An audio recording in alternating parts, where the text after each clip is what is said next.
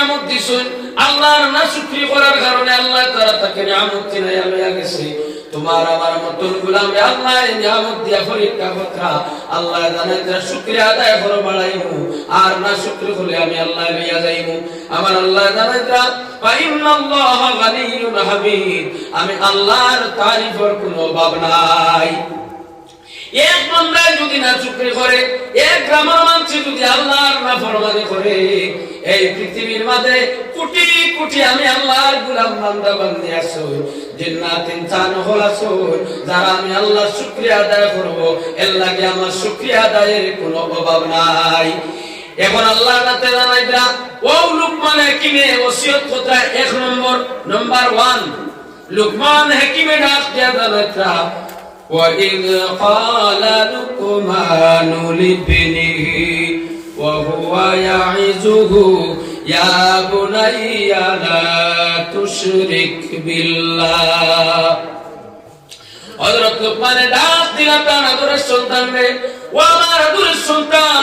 আমি লুকমানে তোমারে ডাক দিয়া লিবনিহি আমার সন্তান বহুয়া যাইজু তাই নসিহত হতরা ইয়া বুনাইয়া ও আমার ছেলে লা তুশরিক বিল্লাহ তুমি কখনো আল্লাহর সঙ্গে শরীক করিও না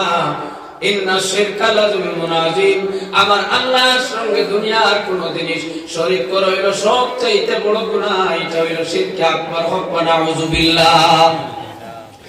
এক নম্বরে লুকমানে আল্লাহর কাছে ওসিয়ত করতে তার ছেলের ক্ষেত্রে ও আমার ছেলে আল্লাহর নবে পৃথিবীর কোন জিনিসে পৃথিবীর কোন সৌন্দর্যে তুমি সমান মনে করিও না আসমান চন্দ্র সূর্য লৌহ কলম পৃথিবীর কোন গাছ মাছ কোন সূর্য পূজা কোন মানব দানব কোন ফুল কোন লৌহ কোন নক্ষত্র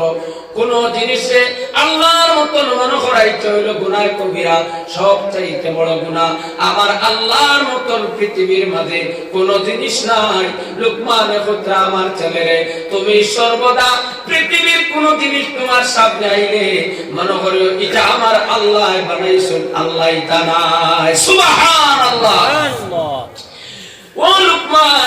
লুকমানের প্রাণ ছেলের পুত্র আমার ছেলে যদি তোমার জীবনে ইচ্ছা তুমি করতে পারো আল্লাহর সর্বোচ্চ মনে করতে পারো আল্লাহর সর্বশ্রেষ্ঠ মনে করতে পারো তে আল্লাহ জমিনও তোমার ইজ্জত বাড়াইয়া দিব তোমার ইজ্জতি বানাইব আর আল্লাহর সঙ্গে শরীক করা যেটা এটা হচ্ছে শিরক গুনাহ আর শিরক গুনাহ করলে আল্লাহ তারে তওবা ছাড়া মাফ দেন না ইন্না শিরকা লাযুলমুন আযীম সবচেয়ে বড় গুনাহ